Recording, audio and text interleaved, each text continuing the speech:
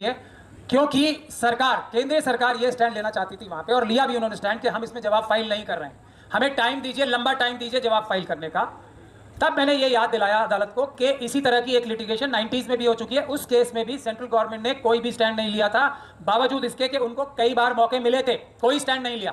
तो आज ये बहानेबाजी करके इस केस को डिले करना चाहते हैं। अगर कोई भी लड़ाई इस तरह की जीतनी है जो बहुजन समाज के लोगों की है, तो वो 80% सड़क पे लड़ी जाएगी और 20% अदालत में। मैं बिहार में मुस्लिम समाज से एक मुस्लिम समाज के व्यक्ति को पकड़ के उससे बात करता हूं कि ये आंदोलन मुस्लिम समाज, शेड्यूल कास्ट समाज और बुद्धिस्ट समाज को साथ रह के लड़ना चाहिए। हम भी देखते हैं कि नीतीश कुमार जी या कोई भी सरकार हो, अगर उन्हें 35% वोट चाहिए तो हमारी डिमांड नंबर 1 बाबा साहब का संविधान है, तो हार होने का तो सवाल ही नहीं है। ये जीत का टाइम कम करने के लिए हम फार्मूला आपको बताना चाहते हैं।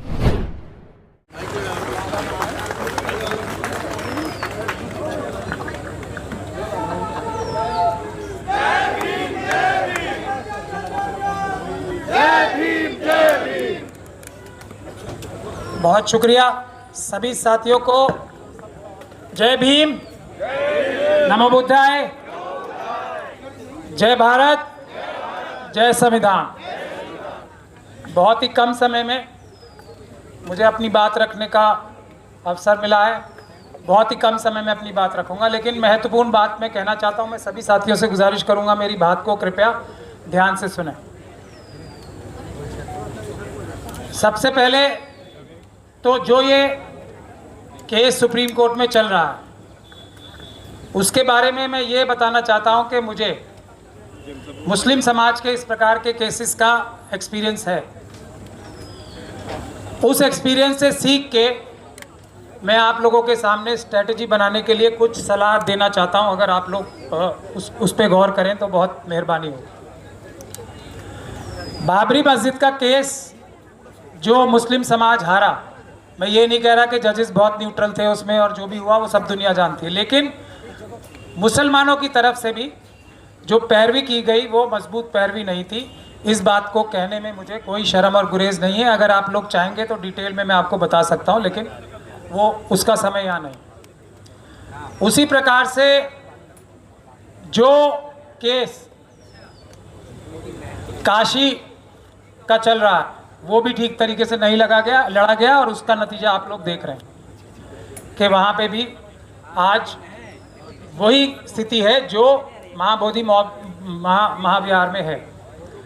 मथुरा का केस जिसमें 17 पार्टीज लगाई गई हैं आरएसएस और बीजेपी के द्वारा, बाबरी मस्जिद में भी 2 या 3 थी और काशी में भी 2 या 3 पार्टीज हैं। वो केस मैं लड़ रहा हूं। उसमें आप सब लोग देख सकते हैं कि हमने अभी तक रोक लगा रखी है। 17 पार्टीज हैं, लेकिन अभी तक एक भी स्टेप, जजेस भी वही हैं, सिस्टम भी वही है, प्रशासन भी वही है, लेकिन एक भी स्टेप मथुरा मस्जिद की तरफ कोई उठा नहीं पाए। वो एक पहला निवेदन मेरा ये था।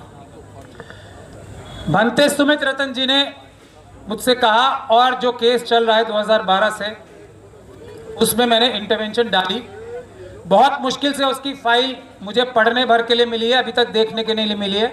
ये मैं आप लोगों के सामने बता रहा हूँ, लेकिन जो मैंने देखा है, डिटेल्स मैं आपको पब्लिकली नहीं बता सकता, लेकिन स्थिति ऐसी है कि उस पिटीशन में इम्प्रूवमेंट की बहुत ज़रूरत है। अगर मैं स्ट्रैटेजी यहाँ बता दूंगा, वो कमी यहाँ बता दूंगा, तो उससे हमारा नुकसान ही हो सकता है। इसलिए मैं पब्लिकली उसको अनाउंस नहीं करना चाहता, लेकिन उसके लिए मैं गुजारिश ये करना चाहता हूँ, और ये हमने बाबरी मस्जिद के केस से भी सीखा है कि सारे समाज को, जैसे अभी भंते सुमित रतन साहब ने भी कहा, एक सेंट्रल कमेटी बननी चाहिए। उसमें बैठ के लीगल स्ट्रैटेजी पहले तय करनी पड़ेगी कि हमारे 1 2 3 4 स्टेप्स ये होंगे, तब हम विक्ट्री की तरफ जाएंगे। ये सबसे महत्वपूर्ण बात है। उस स्ट्रैटेजी को बनाने के लिए मैं गुजारिश करूंगा कि जल्दी से जल्द, क्योंकि 29 जुलाई का जो टाइम हुआ है, ये भी काफ़ी मैंने ही बहस करके ये 29 जुलाई की छोटी डेट ली है, क्योंकि सरकार, केंद्रीय सरकार ये स्टैंड लेना चाहती थी वहाँ पे, और लिया भी उन्होंने स्टैंड कि हम इसमें जवाब फाइल नहीं कर रहे हैं, हमें टाइम दीजिए, लंबा टाइम दीजिए जवाब फाइल करने का। तब मैंने ये याद दिलाया अदालत को कि इसी तरह की एक लिटिगेशन 90s में भी हो चुकी है। उस केस में भी सेंट्रल गवर्नमेंट ने कोई भी स्टैंड नहीं लिया था, बावजूद इसके कि उनको कई बार मौके मिले थे, कोई स्टैंड नहीं लिया। तो आज ये बहानेबाजी करके इस केस को डिले करना चाहते हैं, ये स्टैंड नहीं लेना चाहते। तो फिर उसके बाद उन्होंने बिहार के इलेक्शन का भी, जो एडिशनल सॉलिसिटर जनरल साहब अपीयर हो रहे थे, उन्होंने बिहार के इलेक्शन का भी बहाना लिया, लेकिन कोर्ट ने उनकी एक ना सुनी। लेकिन अब इसमें यह है कि हमें इसी महीने में बैठ के 29 जुलाई का वेट नहीं करना है, अपनी लीगल स्ट्रैटेजी पूरे समाज को तय करनी पड़ेगी। ये किसी एक व्यक्ति का विषय नहीं है, क्योंकि ये पूरे इंडिया के बुद्धिस्ट समाज के लोगों का भी विषय नहीं है, ये पूरे वर्ल्ड के बुद्धिस्ट समाज के लोगों का विषय है। तो इसमें कोई सेंट्रल कमेटी बननी चाहिए जो एक स्टैंड ले। पहली चीज़ तो हम कोर्ट में क्या स्टैंड लें, वो हमारा यूनिफाइड होना चाहिए और वो जीतने की स्ट्रैटेजी वाला होना चाहिए। किसी एक व्यक्ति ने अगर पिटीशन पहले डाल भी दी है तो पूरी तरीके से उसके ऊपर निर्भर होना मेरे ख्याल से बहुत नुकसान का सौदा होगा। ये बात हमने बाबरी मस्जिद से सीखी, मैं ये पूरी जिम्मेदारी के साथ कह रहा हूँ। दूसरी बात मैं खत्म कर रहा हूँ। दूसरी महत्वपूर्ण बात यह है कि मैं बार बार इस बात को कहता हूँ, अगर कोई भी लड़ाई इस तरह की जीतनी है जो बहुजन समाज के लोगों की है, तो वो 80% सड़क पे लड़ी जाएगी और 20% अदालत में। ये जो बीटी एक्ट है, बोध गया टेम्पल एक्ट जो है मैनेजमेंट कमेटी के लिए, इसका एक बहुत अच्छा सॉल्यूशन है जो आउट ऑफ कोर्ट भी है। वो सजेशन देके बस मैं अपनी बात खत्म करता हूं। बिहार में अभी इलेक्शन है,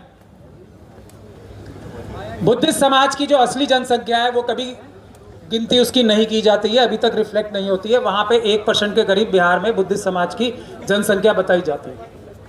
लेकिन शेड्यूल कास्ट समाज की 2011 के सेंसस से 17% और मुस्लिम समाज की भी 17% है। 2011 के सेंसस से अभी थोड़ी बहुत बढ़ गई होगी, मैं चलिए 2011 के ही सेंसस से बताता हूँ।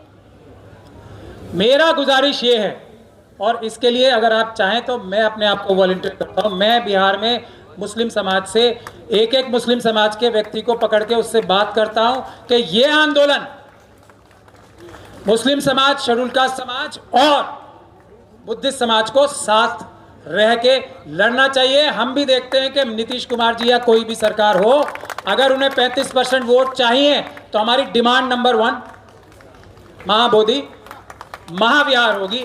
अगर आप लोग उचित समझे तो इस जो एक तरीका मैंने यह फॉर्मूला सुझाया है उस पर भी ध्यान दें। मैं इस काम को मुस्लिम समाज को तैयार करने के लिए अपनी सर्विसेज पेश करना चाहता हूँ। मुझे बस यही कहना था।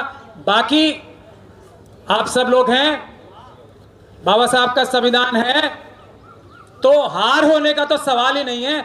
ये जीत का टाइम कम करने के लिए ये हम फार्मूला आपको बताना चाहते हैं। बहुत बहुत धन्यवाद। जय भीम, जय भारत, जय संविधान, नमो बुद्धाय, अस्सलाम वालेकुम।